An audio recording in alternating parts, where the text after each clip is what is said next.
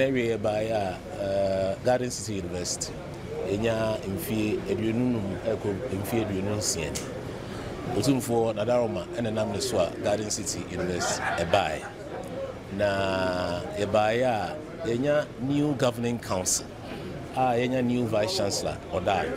Yedin be chia yira titru. Na fe no ene na ansa na yira. Odi na woda. Enya mfie eduosun sia. And I feel free of for a bench, so no, if you do no so near. Tiabaya, Edina, Yenano, Ebibomo, Edina, Odapa, Senebea, and stranger me. Now, what ding, Patinting, na Nuyamo, dear Shannon, na Amabia Kabi be minor, Oma, Uncle Swana, Ontanasi. Na near Opeso Yema Santamania be Mam Henano, which me Akoswaya, my Tiabaya, and Uti Trooper, and nearby, the Vice Chancellor. Adaroma or you be also apumde honey or manoya de pa. Intino Yajidi Saba Wabeno, Obaba Bois, Asha Juma, Penifo D kind of year, no, Mashemukena. Intino na Yabo, Ibina Tre, Neada, Irasi, so Omahu Openya. Now, Fins Yamia Dumo and check, Yabe Vice Chancellor investiture. It drew Honomoa, that turns out their friends say, I'm fun and union and Mambetaji. That's. And check the March 2nd, Erade, and I'm not doing so. Michelle Jumasi as Vice Chancellor of Garden City University.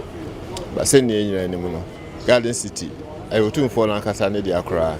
It is a Yabani Fred Jumasia, then who he has a ba, na Ebedam Hoedi, Echere, na Faye Danasi, na the Tusubiamo, Erade Aduma on the 9th of July, and may invest be immediately.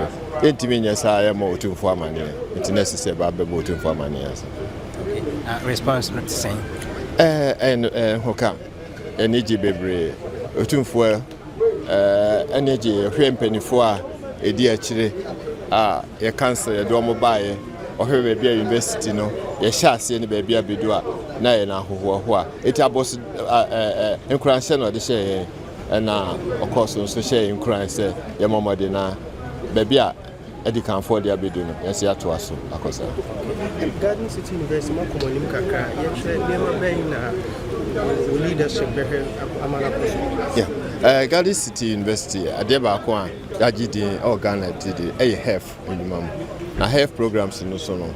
A baby, Bemuka Crabin, as I say, until a vote true, say, a bubble Apeja Garden City. Na ye bia ye ntiti nkrofo kwa na mu ye titi o mama omo entrepreneurship skills nso se ne be a omu wi a empo abaning post to on kasa nso betimi enya omo sanu adwuma ni tituru meka no boto kasemu a my main vision is to position Garden City as a global hub of creative thinkers, training demand-driven programs, especially in the health and the area of allied sciences, so that the people can contribute meaningfully to the development of the country.